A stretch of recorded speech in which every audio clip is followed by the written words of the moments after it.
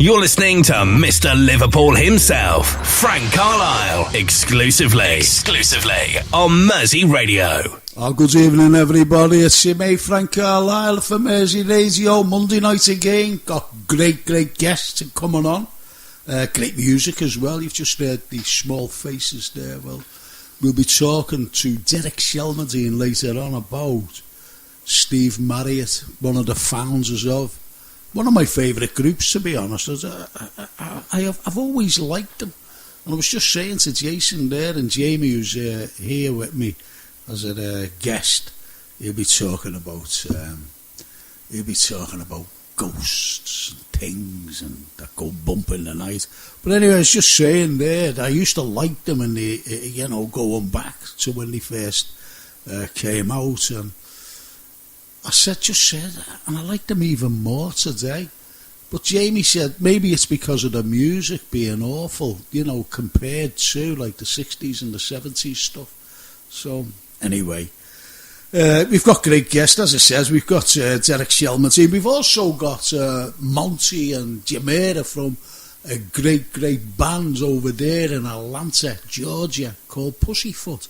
And we'll be talking to Monty a bit later on because they'll be touring soon, and he's such a wonderful fella, and he listens into the show every week, so we'll be talking to him. I said, how would you like to come on? He went, yeah, man, yeah, I'll come on. Anyway, so he'll be on with us.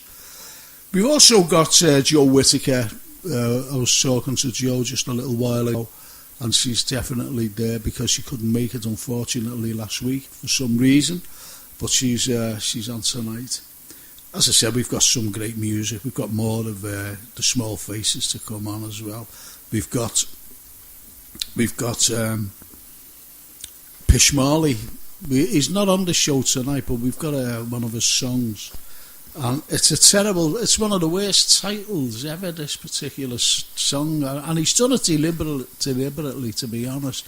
And it's called "It's About Funk in Time." You know the funky music and that, but you try saying that very quickly, I think you can come unstuck, to be honest. Anyway, it's just a big hello to Mark Kinnish. Now, Mark's a regular listener, and he sent in a message, and he said, "Hi Frank and everyone on this show. It's just me looking at it's just me listening in and looking at the Bull Street history," he said.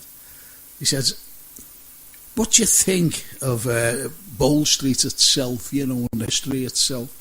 Well, it's too much to go into, because Bull Street at one time was a very, very exclusive area at one time. It still is today, to be honest, but having said that, it's more cafe orientated today.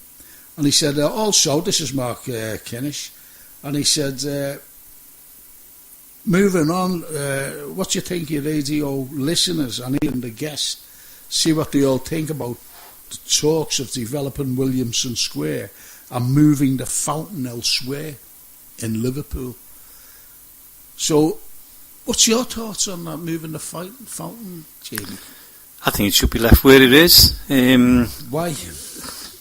Everything's being moved in the progress.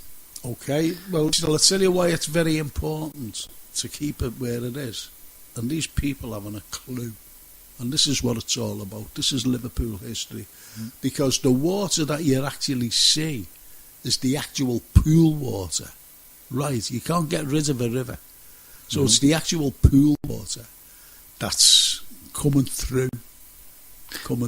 Underneath. So it's significant that right. It should stay there. So where are they going to move it to? It's absolutely ridiculous. Unless they're going to move it somewhere, say, where could they move it? What's the reason for moving it in the first place? What's the reason? Yeah. Haven't a clue. I just haven't a clue. Yeah. These planners, I just haven't a clue what they get up to be honest. But I believe they want to landscape the square.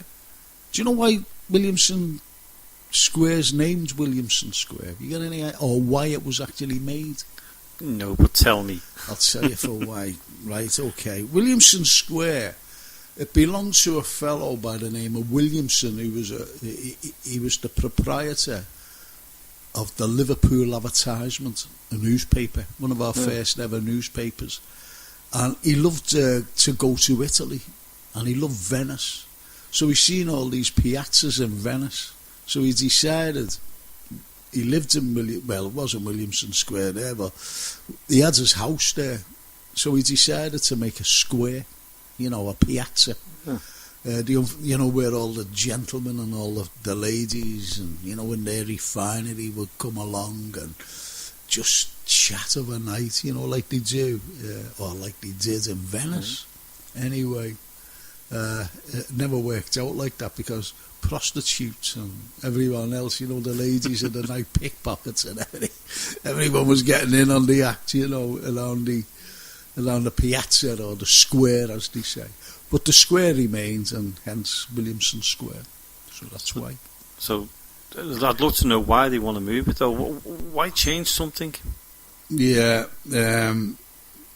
it's I simply don't know. I simply don't know. Mark Kenny said I agree with you entirely there. I agree with you entirely there. So it should be kept. Because the water, where else could they move it? Where could they move that fountain to? And are these all these plans gone through now before it actually appears? That we know about it. I just don't know because it's just like what you pick up and hear, and because don't forget that Liverpool, they just do things and that's the end of it. It goes ahead, and you well, hang on a minute, why is it? Why is this getting knocked down, or why is that? Or why is this moving? Whatever. Money. I just don't know. Yeah. I just don't know, and it's going to be a lot of disruption. Anyway, we're going over to a caller, and it's the wonderful Mike Carter. Good evening, Mike. Evening, Frank. Evening, guys. How are you? Not too bad. Jamie doesn't talk. He's just said hello, and you never meant it. Sorry, hi Michael. Sorry, I was just reading something. Can you hear me okay? I can hear you. Hear you fine, yeah. Oh, okay. Well, it's just that... so what do you think of Liverpool and the win yesterday? Not only, hang on, and also the new signing of Keita. It's a weird one, that, isn't it? Next season. I wonder if Coutinho's staying or is he still going? You know what I mean? Well, he's actually away with the Brazil squad now, isn't he? So he's gone away with them. But he's playing, he's been past fit to play, so why it's amazing, isn't he playing? I think he's passed his dummy out, hasn't he? To be honest with you. Well, yeah. It'll be a travesty if, he doesn't go. I'm being honest. I want to keep older Coutinho because Coutinho was one of the best players in Europe at the time. Barcelona don't come in for anyone; they only come in for the best, and he's one of the best. I'd like to keep him till next summer, and then we get that. And it'll be like a swap for swap, won't it? It'll be like a swap. So we'll have a player coming in. But I'll be a bit disappointed still if he goes and we're waiting for a player next summer. It's not good, but it's good, but it's not good. Yeah. But I'm happy with it. The thing is, as well, what I've been told is that someone's flying in to John Lennon Airport tomorrow for a medical.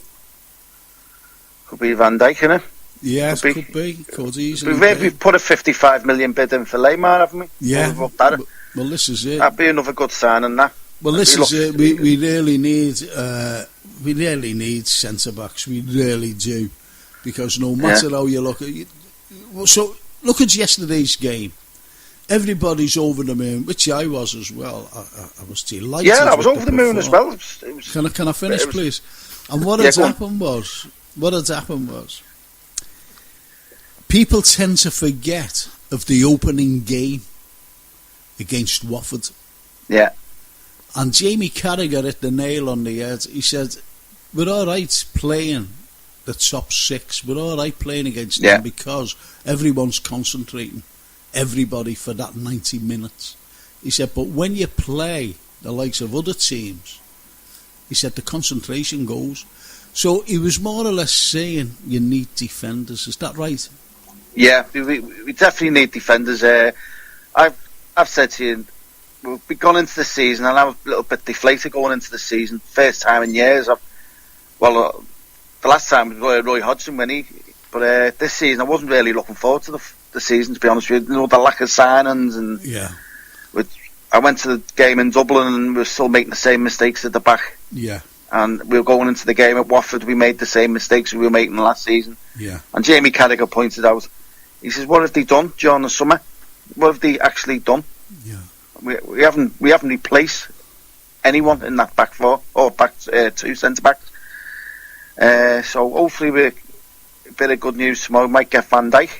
That'll be a boost. It'll be a very, very big booster. It'll be a very big But booster. my dislike for FSG, I still have my dislike for FSG. Yeah. I don't think they're right for the club.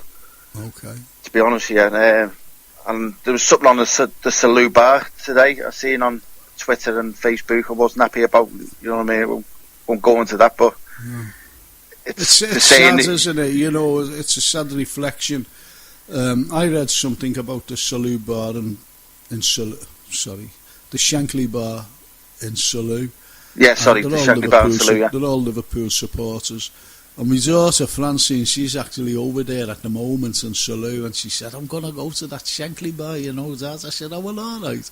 Anyway, the Shankly bar got hold of me today, and they said, tell Francine to make sure that she says who she is. And I said, no, don't worry about that. She's going to tell you who she is.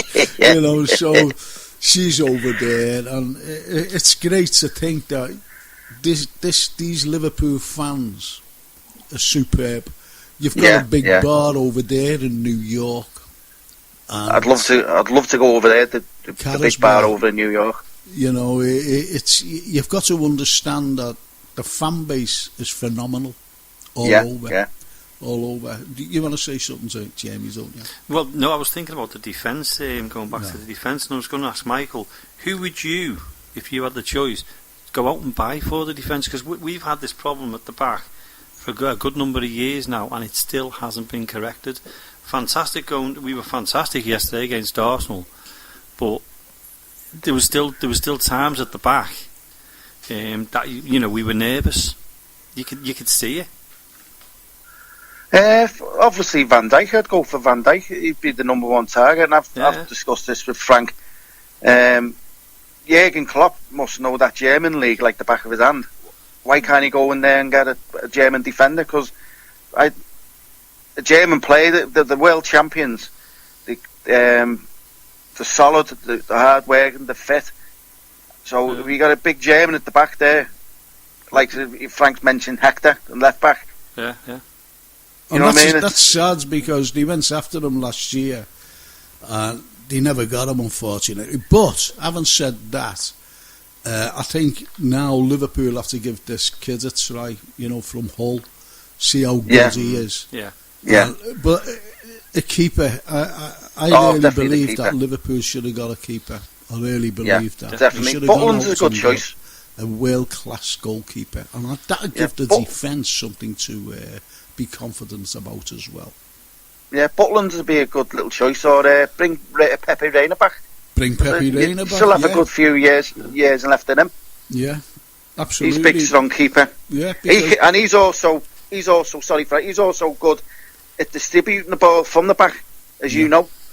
Well, like if you think about it, there's Buffon of Juve, and still, Italy's number one. And he's in his 40s. Yeah. He's unbelievable, so a goalkeeper has a longer life. Yeah. A longer life than the normal outfield players. Well, there was a couple of times there yesterday, Karius was trying to play the ball out and he nearly got caught out. That was early on in the game. He done it twice. Seen that. Did you see that? So you can't be doing that. You know what I mean? Like teams against Arsenal or any other team, but you just get punished. Yeah, absolutely. But watching the game yesterday, I was pleased with the result, pleased with the way we played, and pleased we got a clean sheet. Well, this is it. It's all about clean sheets and scoring goals. But Yeah. the way Liverpool have been playing the last few years under Jurgen Klopp is, I think Jurgen's got a mentality of we can score more goals than them, if you know what I mean. Yeah, but if you look at, I know we're going back, you look at Leicester, where they played the season they won the league. They were grinding results out 1-0. Now, go back to when Rodgers and we had Suarez that season, and we were going to the likes of Stoke, and I think we won 5-3 there, you know what I mean, and we were winning games 4-3 and 4-1, and them goals against add up, and them goals against cost us the league. I'd say them goals against cost us the league. If we'd have kept a few more clean sheets and stopped going out the January and bought a defender, which we should have done that year, we would have won the league at a canter. Yeah, out of shadow of a doubt. Yeah, well, we wouldn't have gone to the last two games where it did. Yeah, my Ed Gilchrist is just. He said, "I'm listening to this. I'm listening to you and Mike and Jamie." He said, "I got back at the end of someone mentioning Van Dijk about coming in tomorrow. I heard on the grapevine that there is some serious movements on it. My guess is, like last week, big money for Coutinho and a chunk to go to Southampton, more than they could refuse. So, obviously, I was told that he's coming in tomorrow, to be honest. He's flying. Do you think all this movement now, Frank? Well, it should have been done with all this movement weeks now, ago, because he should have been, everything should have been done weeks ago. And, how can I put this? Pre-season's more important now, because they're getting used to gelling and everything else. They're getting used to, even the names. Do you think FSG are panicking now? Because they know the fans, if they don't do the signings, that they're going to get a backlash. Well, they've got to do something. Well, the thing is, it could be actually, because with them holding back, and not letting Coutinho go, my stance on that is, the old saying, he'd be like a new signing. Well, people don't fall for that anymore, simply because he's already been playing for us for the past 4 or 5 years. Do you understand? Yeah. So he's already there. He can't be like a new signer. It's ridiculous. So people are not falling for this anymore. But what they are doing now is saying, well, why haven't we bought him? We know that the defence is that bad. The manager must see this. Everybody at the club must see this. If ordinary fans can see this as well. Yeah. So I think FSG have gone, well, okay. And they've even mentioned, haven't they, about the war chest, as they called it, that what they were given to Jurgen Klopp with 200 million, and they've spent less than 50 million when 50 million, brought in, those 3 players, Robertson, Solanke, and Salah. So, we only know that Salah is like a top-rated player. Yeah. He's a top-rated He's been player. Fantastic, hasn't he, Salah? Absolutely. So I really think and believe now that it could be that the owners have gone, well, hang on, we're doing well. Let's make sure that we carry on and bring in these players that the manager wants. Let them go, let them come. Or it'll be risk a backlash off the fans. Well, yeah, absolutely, because people are asking, well, where's the war chest? Where's the money gone? Why isn't it being bought? There's people who've been backing FSG, and now they're starting to want to think now. Well, are these owners? Are they ambitious enough? Yeah. Are they ambitious enough? Yeah. You know what I mean? I understand. I empathise with you there. So, but what we've got to do, Mike, unfortunately, we've run out of time. Thank you very much. Did you enjoy that? I did enjoy it, yeah. Pleasure being on your show, as always, Frank. Pleasure. You're only saying that now. He's only saying that, Frank, back down the caravan tomorrow, anyway. And he doesn't, he pretends he listens, because I say What's to that? But what songs did we play last night? And he goes, oh, yeah, what was that one now? I can't even think myself. But anyway, I'm only joking, Michael, as you know. No, you're all right. And you're most welcome on here any time, you know that. I'll be over soon anyway, hopefully. I know you will. I know you're going to a game, aren't you? Yeah, I'm going to try and get to a game and sort something out. Yeah. My brother's got a few VIP tickets in the pipeline for me, so I've got hospitality. Brilliant. So hopefully I'll get home for a few of them games. That'll do. Yeah, that'll be fantastic. Well, anyway, once you are over here, and if it's a good weekend, we'll go and have a couple of beers to celebrate. How's that? Will do. Hopefully the weather's permitting tomorrow. I'll go back to the caravan, do me a little work on my caravan or so. And bring Ruben. Aye, bring me a little mate Ruben. Yeah, do you know who Ruben is, boys? No. Ruben's his dog. Ruben's his dog. Man's best friend. Well, there you go. And it's names after. He's like Ruben Velcro. Bennett. He follows me everywhere. Well, it's bouncy, isn't it? Get lost otherwise. Anyway, all right. Anyway, I'll speak to you soon, Michael. Thanks very much for coming on the show and giving. Guys, will you listen to me? Will you kind of finish? You never let me finish. You're like a Gilchrist. Gilchrist is the same when he's on the show. He's on next week, him and Kappa. And when I'm talking, he puts in, go, can I finish, please? Yeah, Mr. Gilchrist. Because he's a special guest. You know, he's Cambridge educated. And he says, what shall we talk about, Frank? Anything you want to talk about, Ed? No problem. And this is Ed for you. Anyway, all right. Michael, thanks very much. Okay, thank you very much for having me on. See, he won't let me finish. Anyway, I'm going to say it again. Thanks very much. All right. For your insight and your passion and your enthusiasm for Liverpool Football Club. Thanks very much, Michael. Thanks very much. Okay, speak to you soon. All right, guys. Bye-bye now. Bye-bye. Bye-bye. Bye-bye. So Jamie sits there, doesn't say a word. He said, bye-bye, guys. Hold on a minute. Yeah, you know, you're there, you've got earphones on, you can hear him. And, you know, when he says, bye-bye, guys, that includes you. Because you were talking to him. You told me off, you told Michael off. There's only Jason who's got away with it so he far. Gets it. Well, he hasn't been doing anything, has he? Well, anyway. Gilchrist has been sold off. He's not even here. Just in case you tell me off again. See you, Michael. He's just sent me a message and he went, hey you, don't interrupt. Not much. Just us. And that's it. He's great, isn't he? Absolutely brilliant. But anyway, Ed will be on next week. And what have we got? We're coming up. We've got All or Nothing, haven't we? By the Small Faces. And then we're going over to Derek Shelmerdine. And we're going, no we're not, we're going straight to Jamie. I'm awfully sorry, Jamie. He's sitting there facing me. And anyway, Jamie, you did it, you got some exciting news, haven't you, really, about your GhostQuest and everything else. And, you know, you did a little one for charity the other night. And also that you've actually been filmed, am I right? Yeah. No, the one we done the other night, the Ghost night, we just had done a mini invest. But a couple of weeks ago, we had a fellow called James Seddon contact me, and he went down to Mill Street, and we'd done a bit of filming over, a couple of nights, well, a night and a half anyway.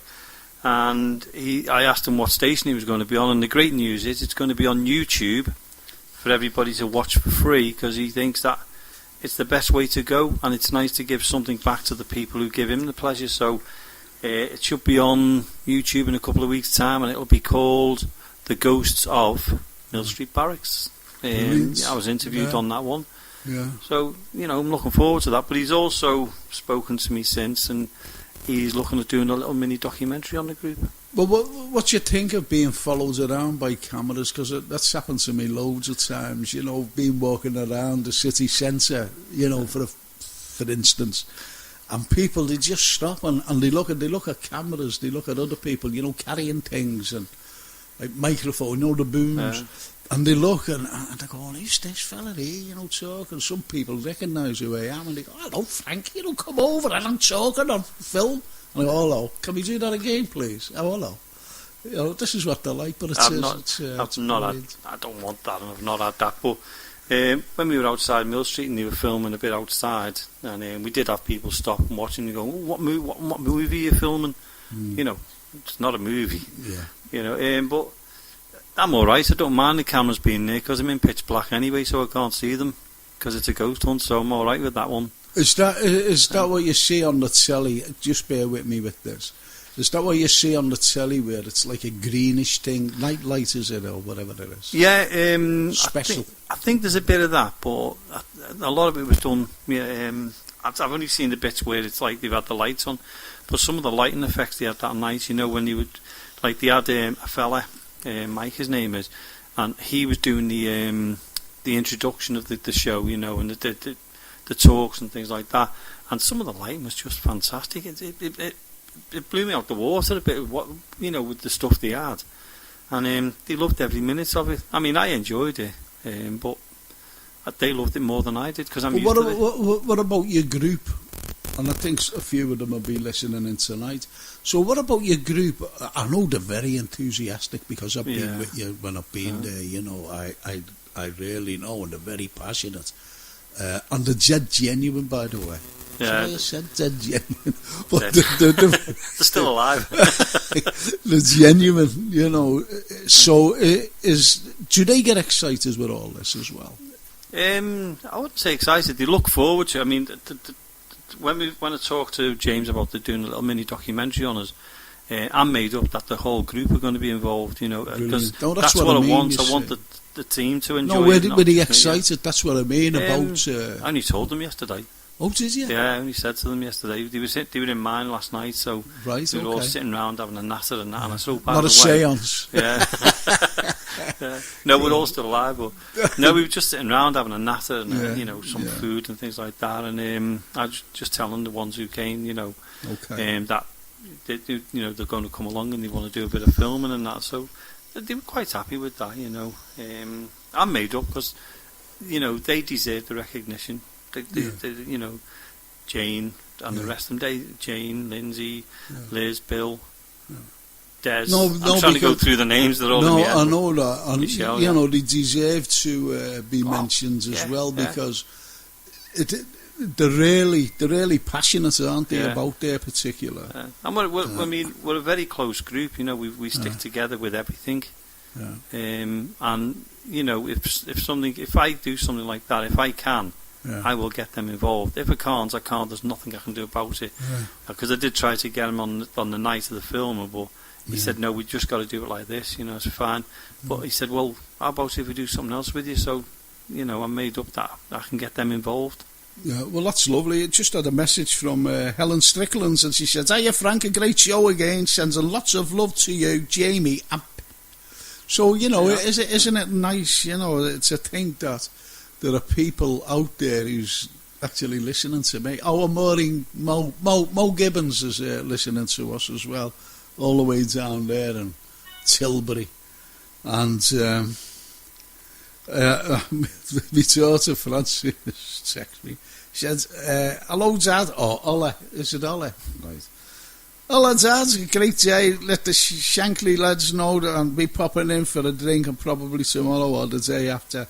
And so I'll have to message you, you know, to say I've already let them know, you know, that you're popping down. So, yeah, it's absolutely wonderful to think that, you know, what you do, Jamie, and you should be credited with filming, you know, of these, you know, by these people, of you and the group, the team, because you do a hell of a lot for charity, which is absolutely wonderful to me. We worked it out once, and since we've been going since 2010, and we've raised around £13,000 for charity, which, you know, it's fantastic, and that's what it's all about. We're not in it for the money. We're in it to, you know, to raise these funds when we can and where we can.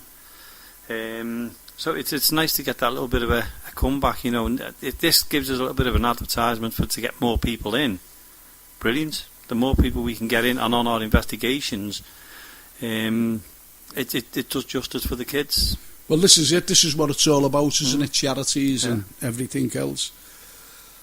So it's just brilliant, you know. It's just brilliant what you do. Yeah. Anyway, what we're going to do now, Jamie, you like the Small Faces, don't you? They're okay. Oh, they're okay. Oh, listen to it. When's he on again? Next year or sometime. Well, anyway, they are the Small Faces, and All or Nothing. I love this song, brilliant. And I've heard them playing live, absolutely brilliant. The best in 60s and 70s music, plus a little bit of history. Tune into Frank Carlyle every Monday at 8 p.m. here only on Mersey Radio. Oh, wasn't that absolutely fantastic? The Small Faces. I've always liked them. I really have. And Steve Marriott, I always thought, had a great voice. He has one of those voices that, you know. What kind of voice would you say he had, Jamie, Steve Marriott? Would you say that it was memorable or distinctive or what? You'd say distinctive, wouldn't you? You know, there's like a few people who are like that, aren't they? Quite distinctive, and he's one of them. Yeah, because Derek Shelmerdine, who we'll be talking to in a moment, he's done some fantastic work and research about Steve Marriott, about the Small Faces, and even Humble Pie. So we let Derek, you know, talk us through, because what I didn't know about Steve Marriott, that he was a child actor. He actually played the awful Dodger in a West End play of Oliver Twist. How about that? Hey. Because you wouldn't believe it, would you? Really? I'm looking at Jamie, and Jamie's not giving it. He's just trying to talk to it. And you know what? He came in and he never stopped talking before the show. And he doesn't talk. He doesn't talk. I'm waiting for the gap. Right, okay, go on. I'm just saying, Jamie, you know, did you ever think that he was a No, I mean, I've got the list in front of me, which I was reading when you just told me off again. No. But it's you know, when I read down that, it's just unbelievable what well, he's this done. is it, you see. This is it. You never had a list when Michael Carter was saying to our lads, was it? There you go, you see. Where's that bullying policy? Yeah. Anyway, we're going over to Derek, because Derek has done so much research and everything else, not just into the Small Faces here, or Humble Pie, or the Faces, or anything, but he's done so much research into any of the 60s bands, you know, the major bands, and I'm absolutely delighted about this, because as I said, you know, I'm a big fan of the Small Faces. And is he on now? Is he there? Oh yeah, I can get hold of him. Hello, Derek. Hi Frank, hi guys. Great to talk to you. You're okay? Hi Derek, you alright? Fine, yeah, brilliant, thanks. Oh, that's good. Yeah, perfect, mate. Cheers. Well, listen. You know, I've been just talking to my studio guest here, Jamie Williams, and you know, we were talking about Steve Marriott, and I said to him, you know, about his distinctive voice that he had, because he was very distinctive, wasn't he? No matter whether it's All or Nothing, or even Lazy Sunday Afternoon, absolutely brilliant. And this is what, in my opinion, this is what made them, I'm not saying, they made them great to listen to, you know, I heard them, you know, just, that's my opinion. What do you think, anyway, Derek? I think you're absolutely right. I think he had a unique voice. It's one of those voices that's always recognisable. And if you think when he walked out on the Small Faces and joined the Faces, all the rest of the band were the same. Yeah. But the Faces was an absolutely, totally different group. Yeah. Yeah. They were totally different, weren't they? Because, like, everything changed with the Faces, didn't it? You know, different sound, everything. Yeah. Yet the Small Faces, when they first kicked off, I thought, who are these lads, you know? And I really like, and going back then when I was a young lad, you know, going back then, I thought, these are fantastic. And when they... Was there ever a problem? I don't know whether it was Steve Marriott or somebody in the band Do you know when they played Lazy Sunday Afternoon? Lazy Sunday Afternoon. Do you know when they played that? Did anyone moan about getting away from the serious music rather than playing like a fun music, as in Lazy Sunday Afternoon? Yeah, the band wasn't very happy about that particular one coming out as the single. Yeah. But was that the start of what I think was the breakup then? Was that the start of it? You know, where they must have been at loggerheads with each other over this funky music. Well, I mean, they certainly were. They weren't getting on at all. They did a tour of Australia with the Who in 1968, right, yeah. And they all fell out on that as well. What happened there then, Derek? Have you got any idea why they did fall out? Because they went on tour, didn't they? Who did they go with now? I forget who they went. The Stones. Was it the Rolling Stones? Well, to Australia? Yeah. Well, they did a lot of tours. They did tour with the Stones. But I think Stevie Marriott's an interesting guy. I mean, he got really heavily into the drink and drugs, and I think he was a bit of a temperamental guy as well. And I think that the whole thing just progressively developed. I mean, he had an interesting start. I mean, he was making his first record back in 1963, right? And Tony Meehan from the Shadows produced that, a cover of "Move It," but that was never actually released. And they did have a go. He did have a go at crack in America, because he was in a band called The Moments before the Small Faces got together, and they recorded "You Really Got Me," the Kinks song, and it was only released in America because apparently he wanted to try and crack America before the Kinks managed to do it with their own song. Go away. I mean, he failed unspectacularly because the Kinks did get a number 7 in America. Yeah. I never knew. But then, he got. I thought it was only the Kinks who ever did that version of "You Really Got Me," because that's what I've been like brought up on. You know, like the Kinks singing "You Really Got Me." Never had any idea that Steve Marriott made it. Yeah, no idea at all. Absolutely fantastic. That he released it in 1960. Oh, it was a great version. It wasn't as powerful, I must say, though, as the Kinks. The Kinks had that sort of Louie stop-start feel about it, but it was a great version. Yeah. I'd like to hear it actually, because, as I said, I've never heard it before. I've never ever heard that before. I just thought it was the Kinks, and obviously, you're getting the tribute bands and everything else now. They're always singing it or whatever, but never in a million years would I have said that Steve Marriott made it, released it on record. But anyway, what's your take on Johnny B. Good and the quotations about Marriott and Phil Collins? What's that all about? Well, that's an interesting. Well, I've only ever found one reference to that. Apparently, around the time of the end of the Moments ended up sacking him because they thought that he was getting too big for his boots, as it were. I think the problem was he was head and shoulders above the others, and he was being billed by the promoters as Stevie Marriott and the Moments. And then shortly after that, I've only ever read it in one book, though. That he made a guest appearance in a band called Johnny B. Great and the Quotations, and Phil Collins was on drums. Now, I'm not sure if that's the case, because I've only found this one reference in a book called Steve Marriott, All Too Beautiful, by Paolo Hewitt. Yeah. And I've tried to track down another reference, but I think that it probably is true, because they.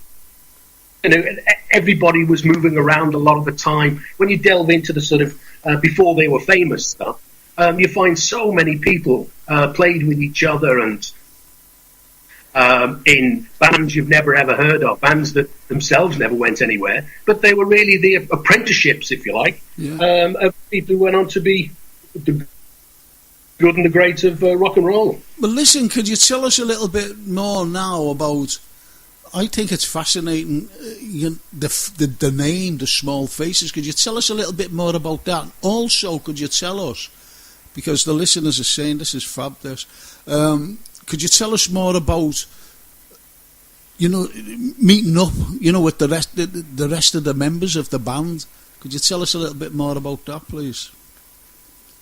Yeah, sure. The name comes from their first gig. They played at the Kensington Youth Centre in East Ham on the 6th of May, and one of the band members, the keyboard guy, Jimmy Winston's girlfriend, she was at the gig, sort of up front, and at the end of the gig she said to them, "You've got such small faces," and they thought, "Oh, that's a good name," because of course face was a big mod word at the time. Yeah.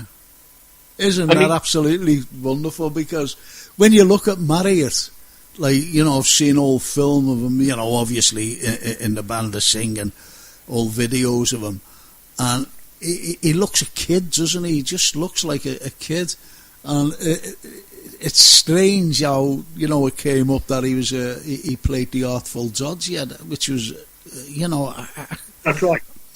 So, you could say, like, Small Faces. Do you see what I mean? Do you see what I'm getting at? Because the girlfriend there, this fella's girlfriend, she must have been thinking along the same lines, that, they look so young and like baby-faced, and small faces, hence the Small Faces. Yeah, I mean, absolutely. You see photographs of them, and, they'd all struggle to get served in a pub at 18 in those days, I would think. Yeah. I still struggle to get served. You should have seen me last night. I'm suffering from an hangover as well. But that's by the by. I want to get back to this. So could you tell us, like, who was the first? Was it Marriott who was going around actually saying, shall we make a band? Or, did he know these fellas? Yeah, I think so. I mean, he saw, when he was in the band called The Moments, it's documented that on the 28th of July 1964, he first saw Ronnie Lane when Ronnie Lane was playing in a band called The Outcasts, and they were supporting the Moments, and they sort of got together. And Jimmy Winston he met when he was working in a music shop in London, musical instrument shop, and they sort of met there. Yeah.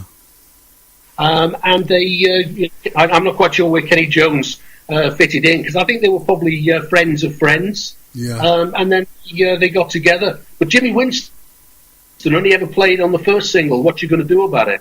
All right. Jimmy Winston had actually been with Marriott in the Moments band. Oh, yeah. But didn't Marriott get the sack but from after them? The first... He did, didn't he?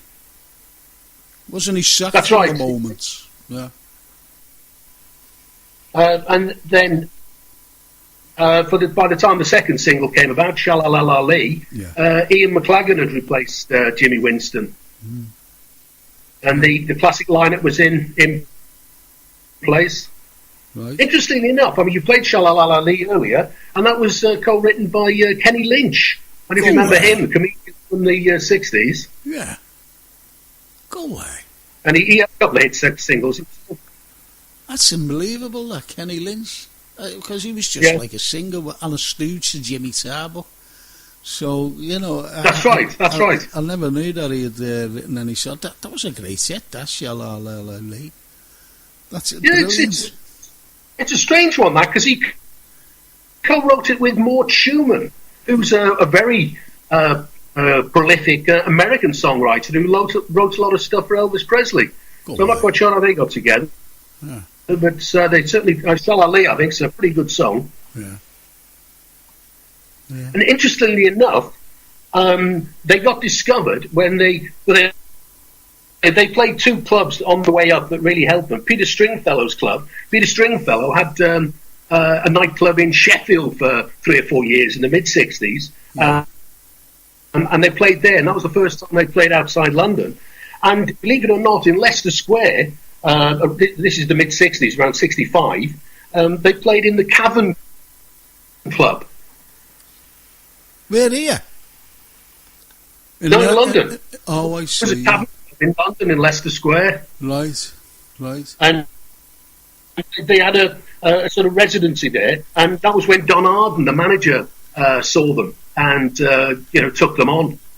And that was the beginning of his problems in a way, because he was unlucky enough. He had three major managers: Don Arden, Andrew Lou Golden when he moved to Immediate. Lou Golden was the guy that managed the Stones.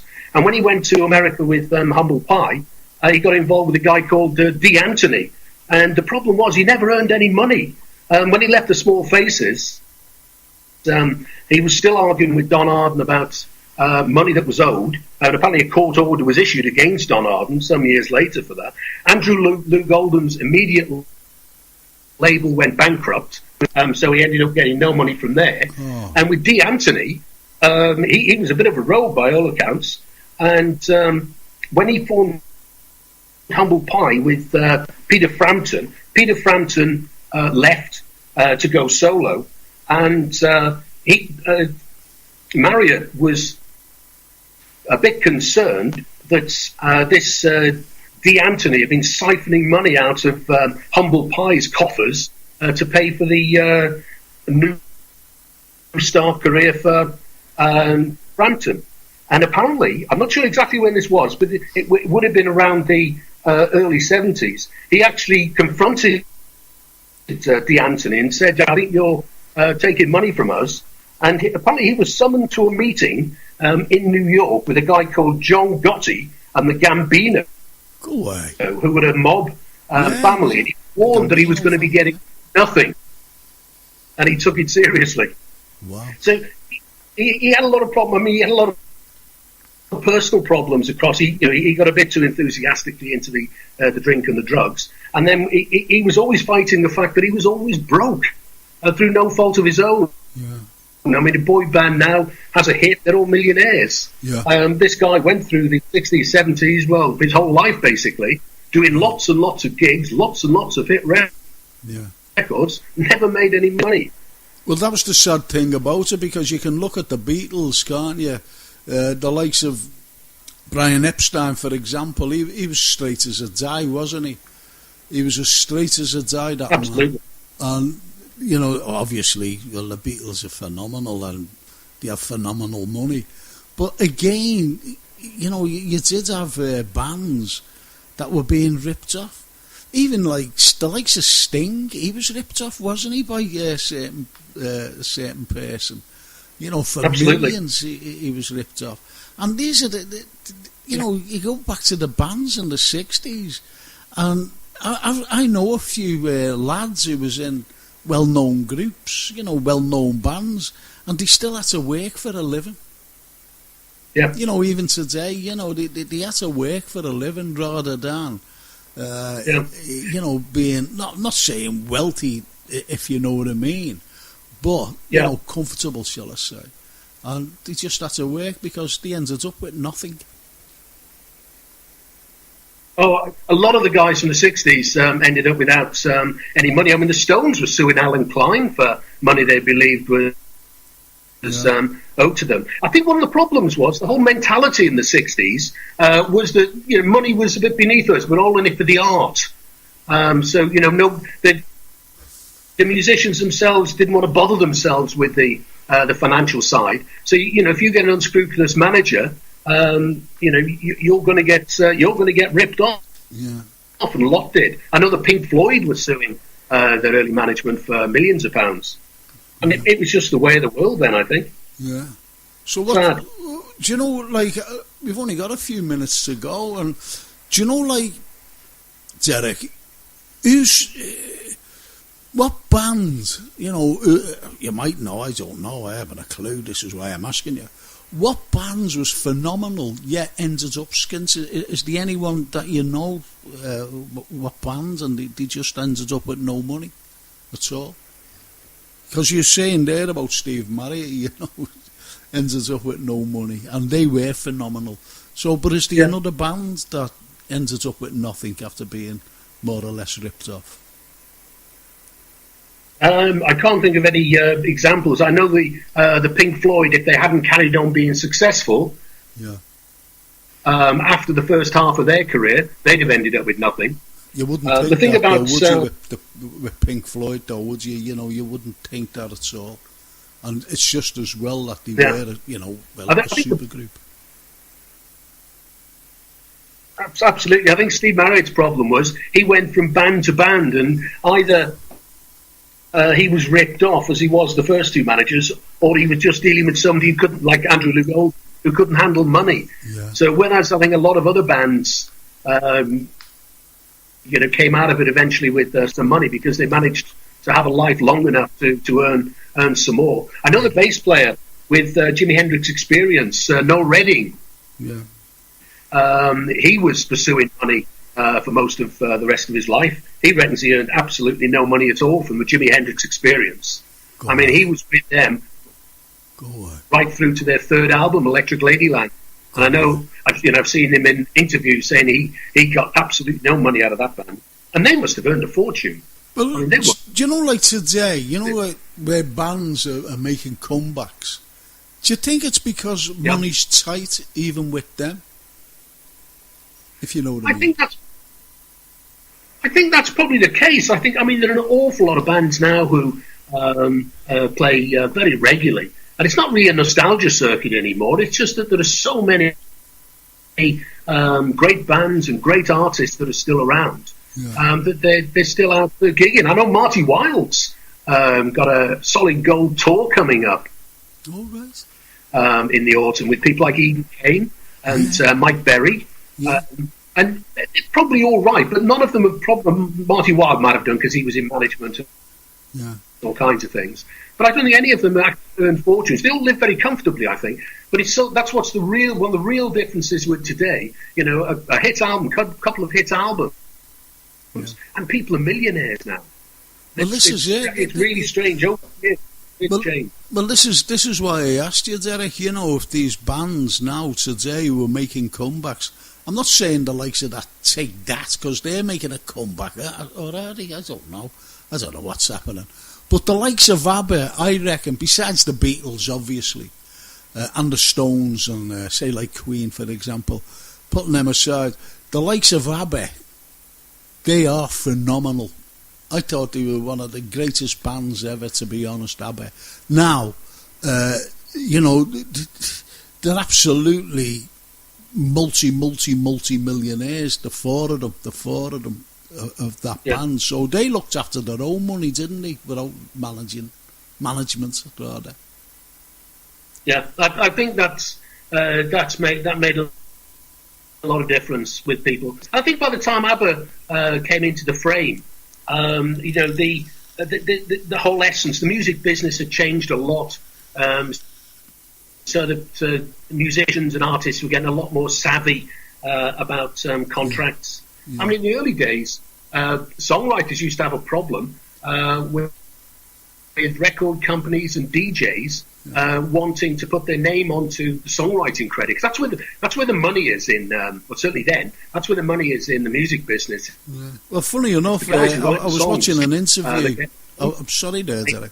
I was watching an interview with that Benny fella, right, from ABBA, and he said he got paid once in oil.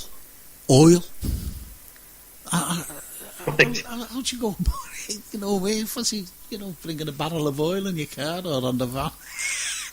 No, I know I'm only joking there.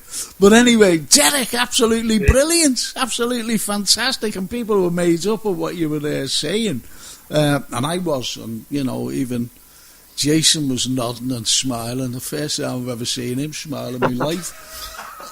Anyway, and Jamie as well. So, Derek, would you come on again next month, yeah? Oh, I'd love to. Okay. Love to. Because, I try and take... Well, I love that about Steve Marriott. As I said, that was one of my favourite bands of all time. The Small Faces. And it's just been absolutely wonderful. I know more about the band now than I've ever known, to be honest. But thank you very much. And, come up with another cracker next month for us. Yeah, that'd be great. Absolutely brilliant. Derek, once again, thank you so much. And I'll speak to you next month.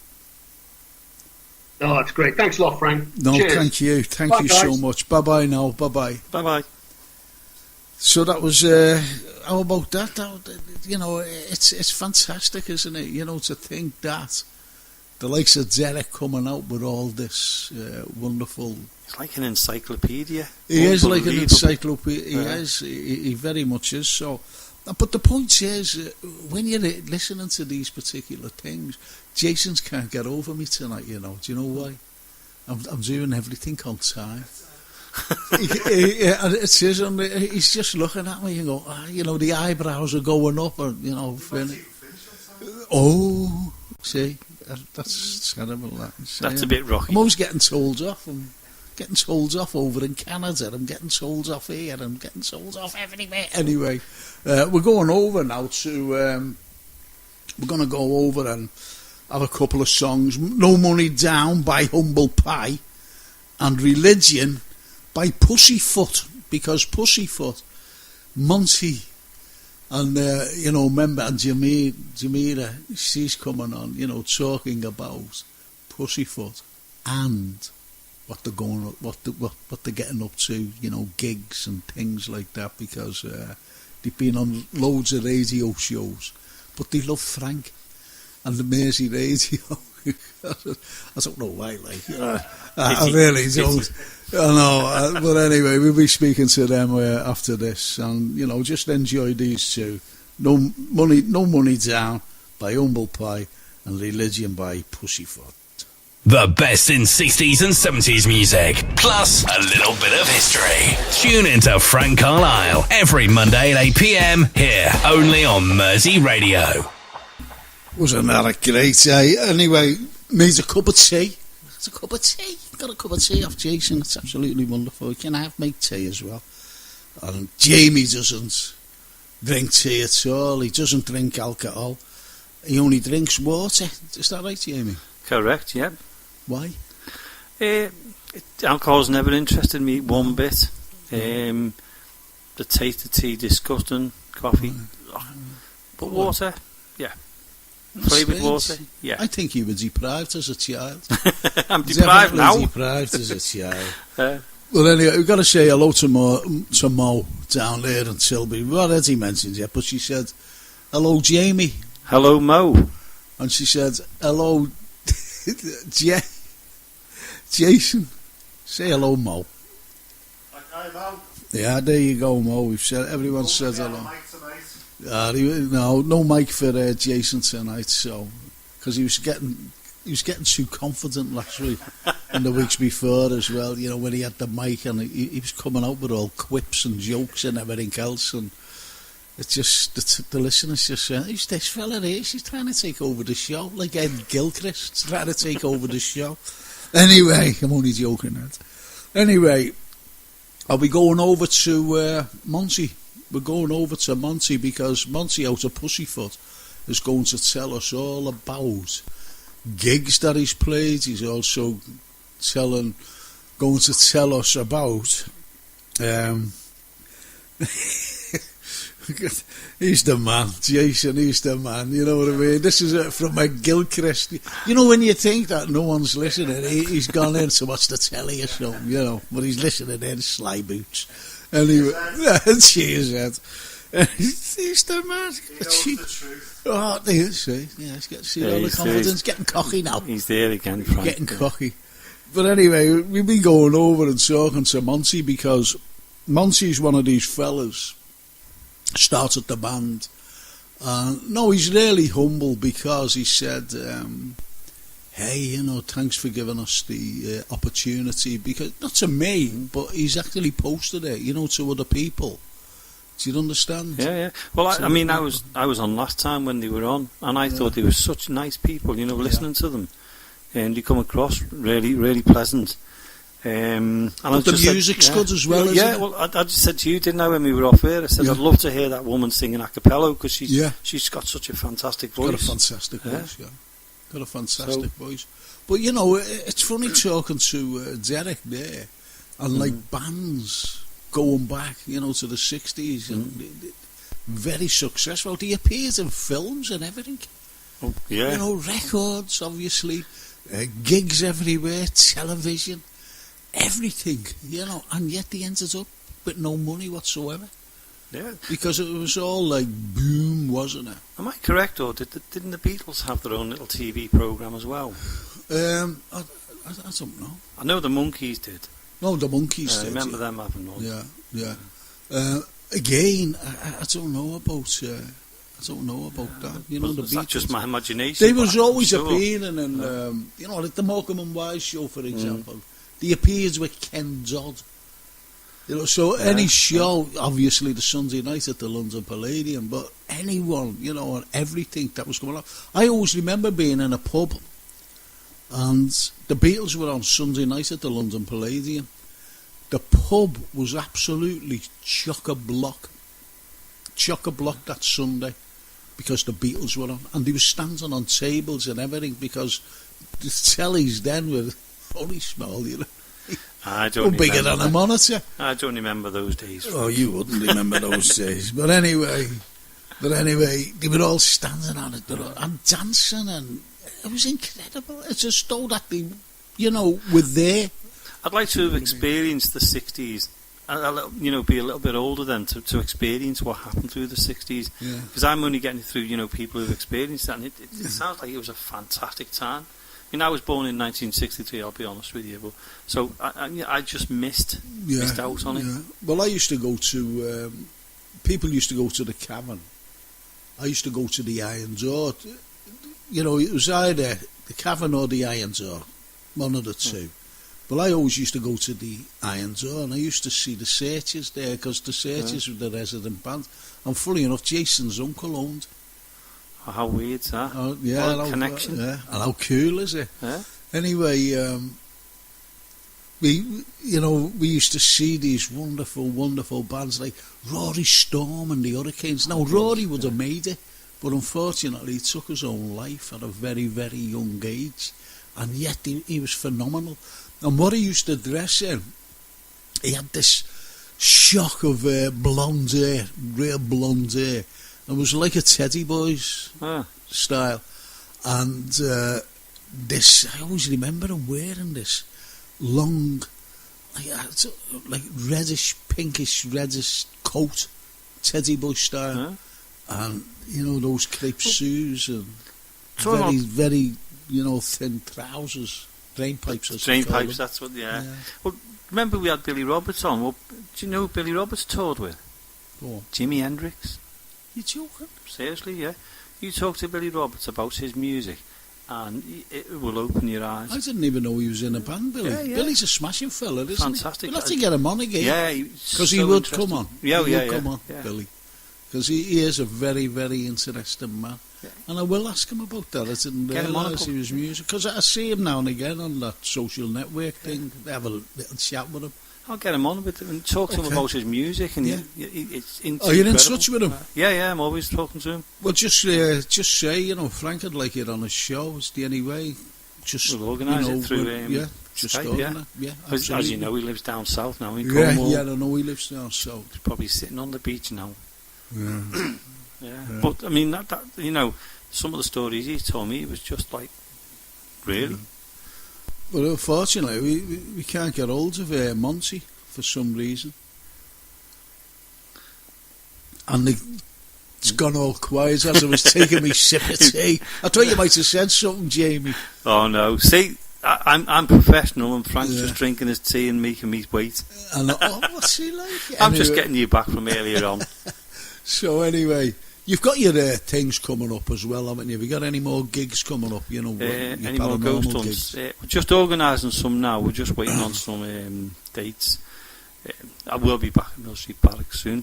Can I just mention someone? Go on. Mention whoever you Maurice want. Briggs. She's flown off to America. She went early hours of this morning, but she said if she lands in America in time and she's okay, she's going to link in if she can get any Wi-Fi because she wants to listen into the show.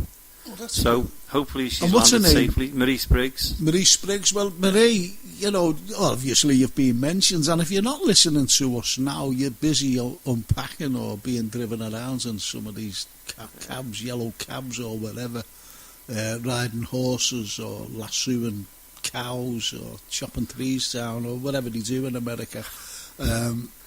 You'll be able to listen to us on YouTube anyway, Yeah. and that's to the other listeners, and your name's mentioned. I know, it's brilliant. This YouTube thing's brilliant, because if you miss it tonight, you can listen You to can it always, tomorrow. well, yeah, lots of Depending on how people quick do. it's easy. Lots of people do. Yeah. Funny enough, especially people, you know, when they've been mentioned, they like to say, Yeah. oh, I've been mentioned, you know, they get on again, oh, I've been mentioned. So it says it's really good. Especially when you tell them off. Well, yeah. People keep saying, you know, it was funny because, I don't know whether I mentioned this, but when I went on the tour, I got a great write-up by this fella. He said, oh, what a fantastic tour, and, you know, he was going on about it. And he said, oh, this Frank, he said, he's unbelievable. And he was strongly recommended to come on the tour by a good friend of mine, Tommy Batty. Tommy said, oh, you want to go on, you know, the brilliant. And he'll tell you things that you wouldn't expect. Anyway, he came on, him and his mate. And they were musos, funny enough. So anyway, he came on, and I was chatting to him. He just loved everything about it. Everything about the tour. And I'm doing another one on the 15th of September, which is a Friday. So what had happened was, he put this post up saying, oh, it was great, yeah, going on and on and on. And I'm going, oh, isn't that lovely? And right at the death of it, he went, well, where's a warning? Don't interrupt Frank when he's talking. That's a very good warning, that. Yeah, it is a very good warning. But what about John Bishop? Didn't he come on your coach? That was incredible, because what had happened was, and Jamie Summers, now he should have been here tonight along with Andy Gamble, but unfortunately both of them are away. Don't forget that the musos, the singers, but they're on in 2 weeks' time. So what had happened was, I'm sitting there on the couch, and I get a phone call, and the phone call was John Bishop, and I go, all right, John. He said, I'm up for the game. He said, I'm also the around the world clipper race. Clipper race. He said, I'm up for that. I think I've still got alcohol inside me from last night. I think I drank a barrel load of beer. Anyway, what had happened was, he was going on, and, you know, oh yeah, so you're up. He said, yeah. He said, I'm staying over. He said, I believe you're having a tour tomorrow. And I went, yeah. He said, great. He said, it'd be great to meet up with you again, Frank, because I was on the telly with him, wasn't I? I was on that thing with him. Who do you think you are? Yeah, and he said, it'd be great to meet up. I said, all right, John. I said, no problem. I said, absolutely great. He said, can I bring a mate along? I said, yeah. I said, the same fella who wants to see this race, you know, the start of this clipper race. And he said, yeah, same fella. I said, brilliant, take him along. It wasn't John Bishop at all. But when he's on, Jamie, you've got to listen to him, the way he took him off. Absolutely brilliant. When I read it on social media, it was just so funny. Yeah. Yeah. But, you know, it's sad, isn't it, the way it's just... I was so deflated, but then again, I was, you know, that was great. Now, God, you're going to come on, you're going to do that impersonation. Absolutely amazing, because that's the way it was anyway. I'll tell you what we'll do. Oh, there's Gil Christie's just sent in a message. Just read on Job Street's Facebook page. That's Liverpool official birthday today. Is that true? Oops, I'm interrupting. Well, you're spot on. It's Liverpool is celebrating its 810th birthday, because the Royal Charter was signed 810 years old we are. Wow. And we're older than America, believe it or not. Aren't we, Monty? Jamera. Is it Jamera's on?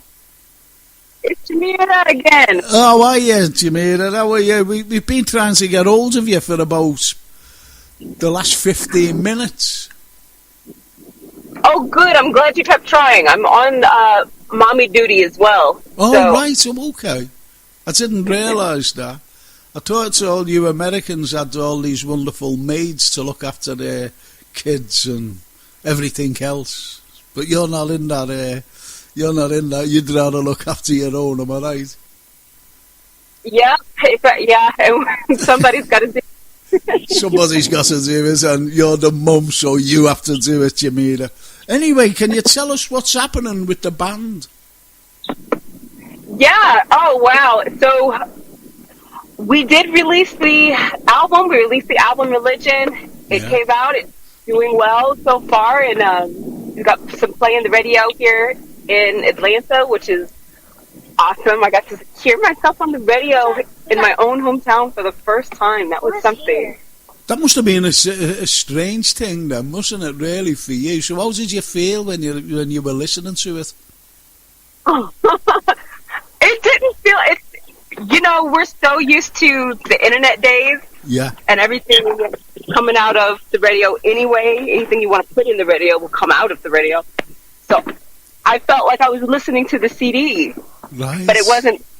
Yeah. But the commentary afterwards was really nice, too. Oh, well, that's good. Because I know Monty was saying to me that you've been appearing now on lots of radio stations and, having your music played. Because we play your music anyway, as you know. Yeah. Because you guys are ahead of the curve. Well, there you go, you see. It's the usual Mersey radio. I'm Frank. And, like myself. But like I have a guest in the studio here, Jamie Williams, and he's a paranormal fella. Anyway, he comes on once a month, and he loves your songs, don't you, Jamie? Yeah, I mean, I was saying to you, I was on last time when they were on, and Jamera was talking. Monty, and Monty, sorry, yeah. And I just thought, what a really nice people, genuinely nice people. And I just listened to your song, N Religion, and I thought it was really good. But did you turn into French? Because all of a sudden you started singing in a French song. That sounded like French. Yeah, it's not French. It's actually an African traditional language. It's the call of the spirits before music gets going, before the whole music religious experience gets going, you call the spirits in. And I learned it while I was in college. During my African study days and music, and it stuck with me. We've got a link there then with me doing the paranormal and you calling in the spirits there in your music. Yes. I'm not trying to take your job though. No wonder you like the song. Sorry, didn't catch that. I said no wonder you like the song. I see the link. No, did you know what you said? No wonder you like the song. It's a really nice song, and your voice is just phenomenal. I'd love to hear you, as I said to Frank, singing Apichello. Yes, I cut off her. Yeah. Well, the thing is, Jamera, hopefully, and we're all waiting on this. Even my daughter will have your gigs when you come over here to Liverpool. Is there any sort of date? Because this is what my daughter's asked me. She's gone on holiday to Spain, and she sent me a text before. I told her about Jamera's coming on, and Monty hopefully from Pussyfoot, and she said, "Will you ask them have they got a date in mind?" Because she really needs to know too. Ask these people who she knows that will give you gigs. Oh, awesome! Monty's working so hard. He's going to be so happy. Yeah, well, this is it. She's been waiting, you see, for a while now. But is there any dates in mind, or are you just? I don't know. I don't know if you've got any dates in mind. He's still in the planning phase as far as getting to know all of the clubs in between before we can actually figure out, because we have probably a couple more cities that we can fill in between London and Westchester, right? And then you guys over in Liverpool. So we're just trying to make sure when we go over there, all our bases are covered, and we're trying to do this careful way. So it's still in the planning stage. Okay, well, that's all I needed to know, you see, Jamera. Yes. In other words, as long as I know that. That's cool. Yeah. So you're looking forward to coming over to the UK? But we are looking forward to coming over and definitely meeting you guys and hanging out with y'all, because you guys have been, it's like a foundation. It kind of feels like a beginning with you. Like you got us when we were little egglings. Yeah. Oh, well, that's nice. But wait till you play the cavern, because it's phenomenal, you know. It really is phenomenal. We have friends in Chicago, and they're all musos, and they've made lots of albums called Badswolf, and they came over in March just gone, and they played, and they were absolutely, they were outstanding, but they were astonished just to be in the cavern alone, and the people there was phenomenal, and it was just bouncing. It was absolutely wonderful, and this is the experience that you'll have when you come over. Oh wow, I can't wait to meet the people. I love going different places and seeing like everybody be the same, because it seems like when I travel the world, and I'll be in Germany in 2 weeks on Wednesday. Oh, right. I'll be in Germany for vacation. And that's one of my Whereabouts are you going in Germany? What's that?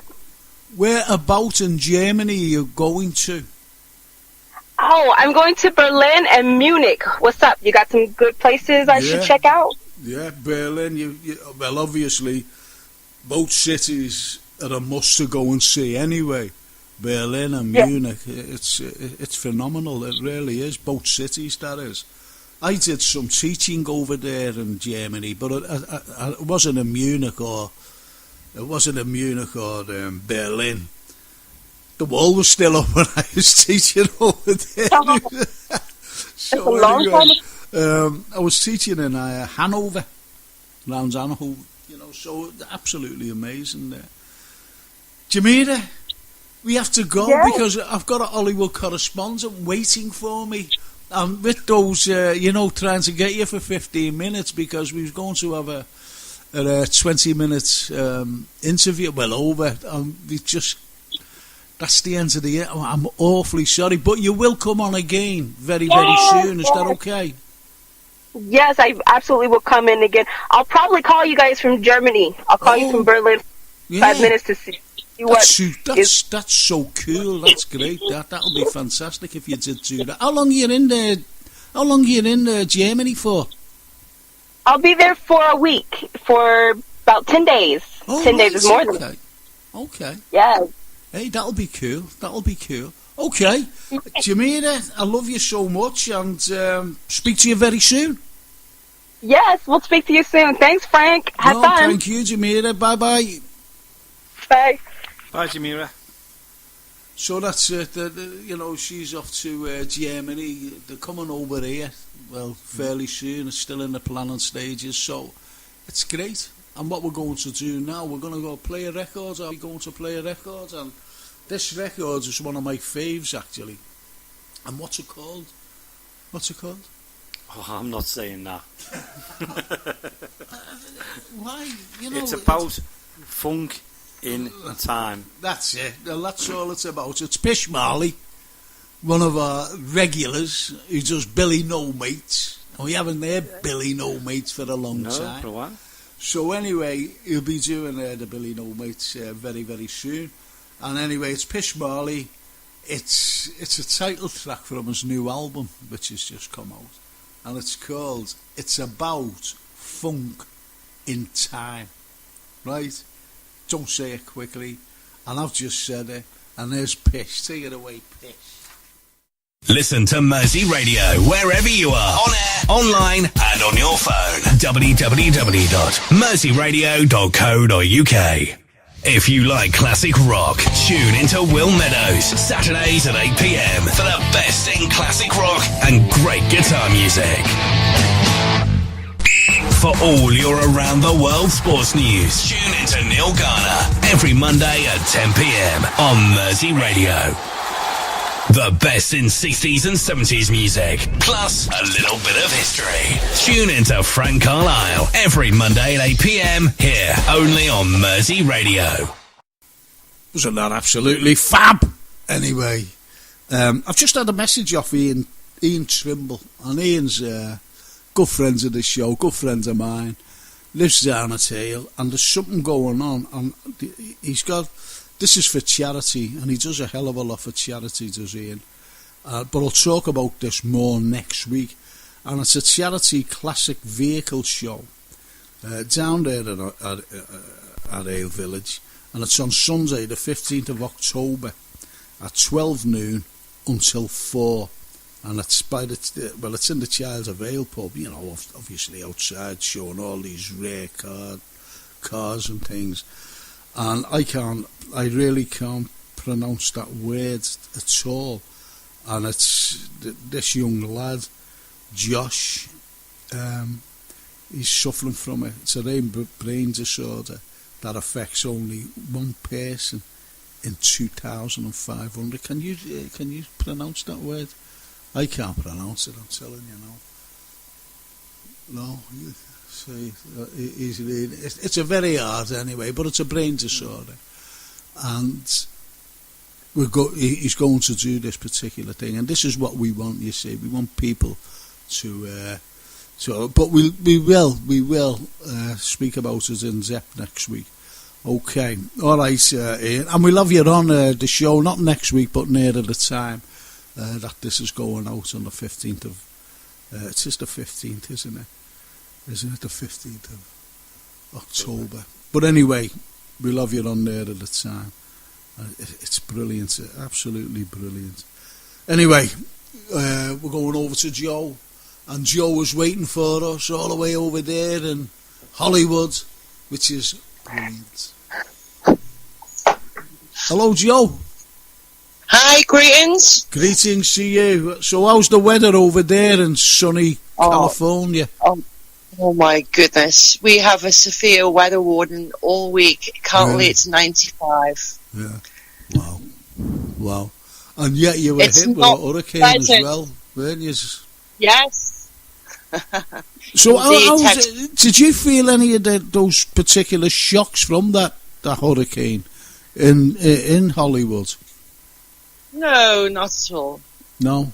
Oh, well, that's... I thought... No. We did, because we got a few wins, and, you know,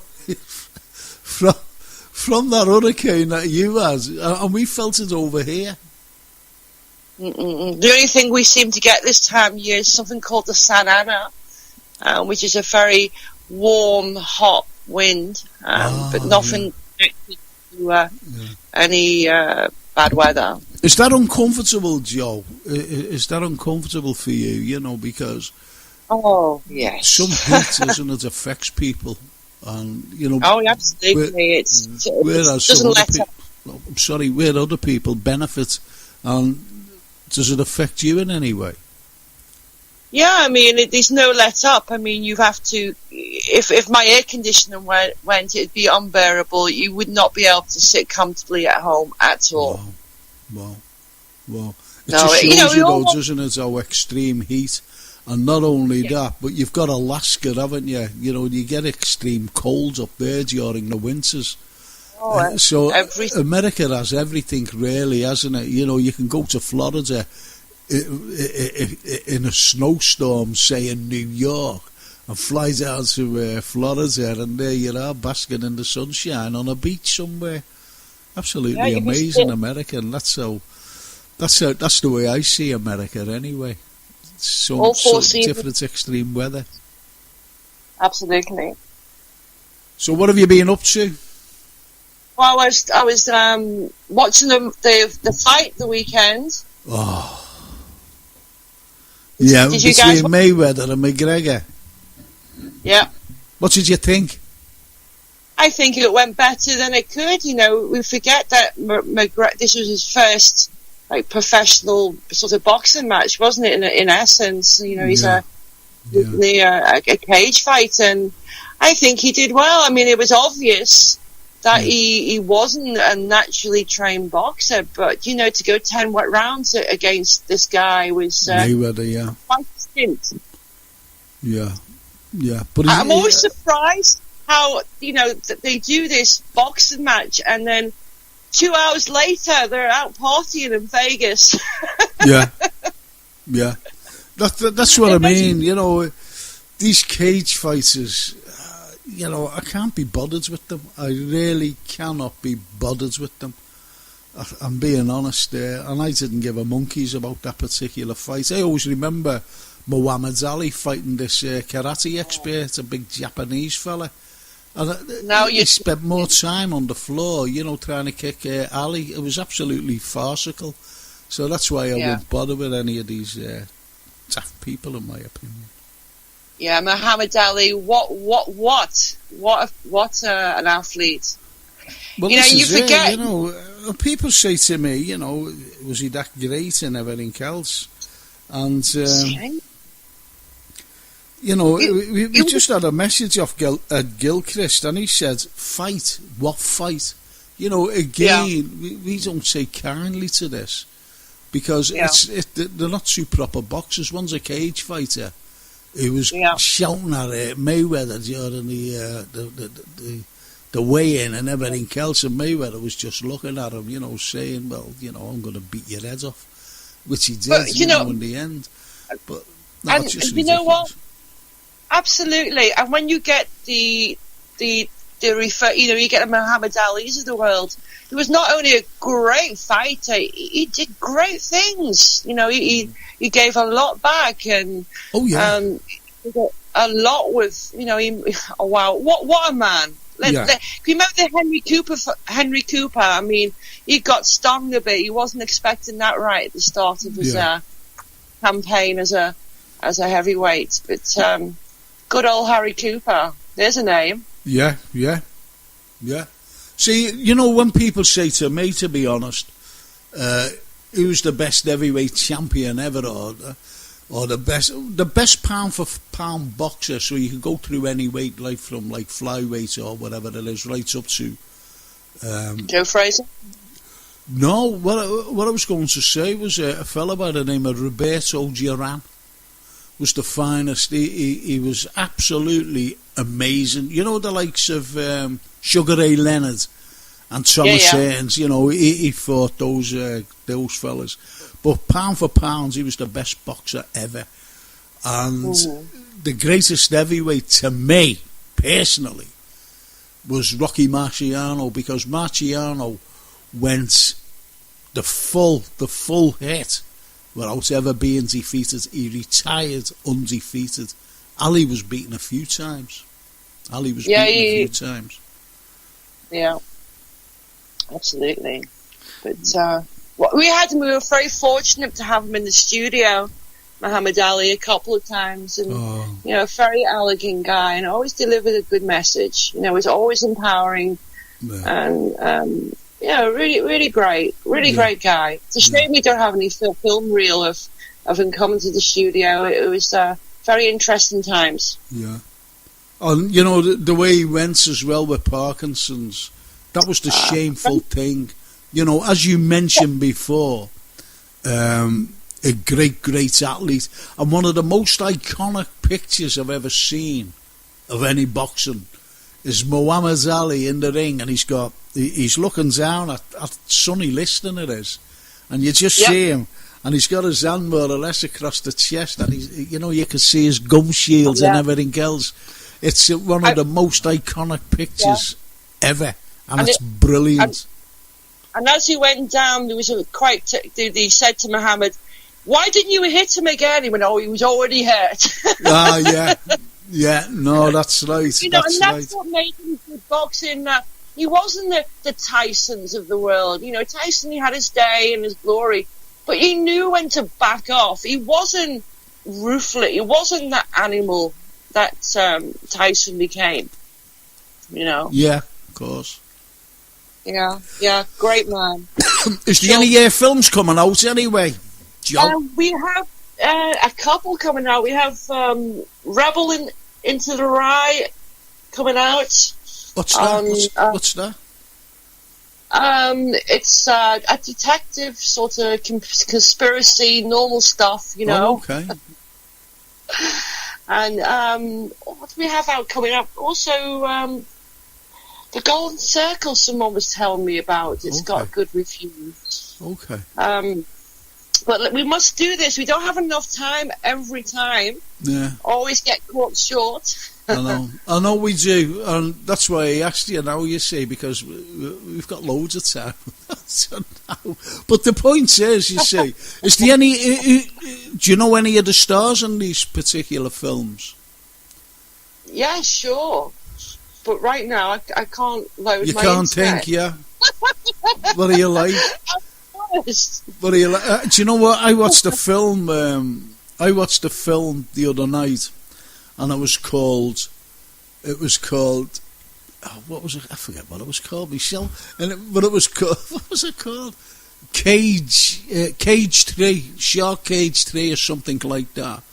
I didn't even know they made two. I seen the first one, and it was really good. There's lots of shark films apparently out now. Anyway, what's this one? Jason's laughing at me because I forgot the title of it. No, the movie, it's Kevin Spacey. What can I say? Great actor. Oh, I love him, yeah. So he's in this movie called Rebel in the Rye. Okay. And it's the life of celebrated reclusive author J.D. Salinger, who gained worldwide fame. Yeah, and that's out soon. Wow, which is, brilliant. I've got some... I'll look forward to that. I'll look forward, because he is a great actor anyway, Kevin Spacey. No matter what he's in, it's always a good film. Did you ever remember... Sorry. Did you ever remember, Joe?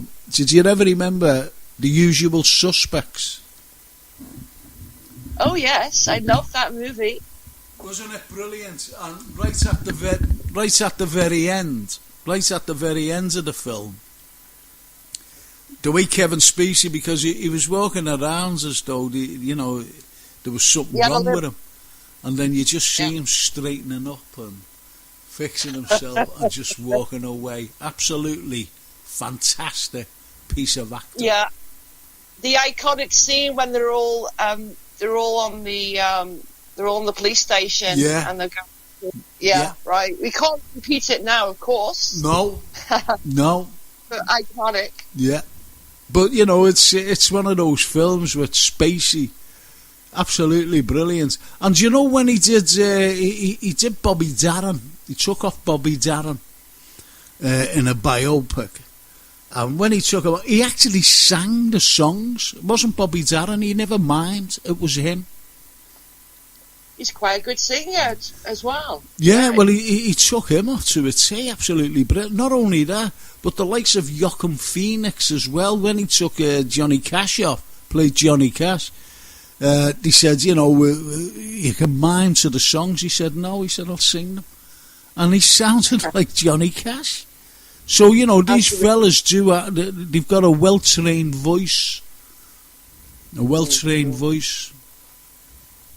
Haven't they, Joe? Speak to me, Joe. They certainly have. Right. They certainly have. Yeah, well, this is it, you see, and this is why I like to watch good films. I don't watch awful... I have watched some awful films. Some of the films I've watched are absolutely ridiculous. And he keeps going on at me and shaking. Shark Cage 3. Shark Cage 3, that's right, yeah. But I think it was good anyway. Listen to him, she's getting at me here.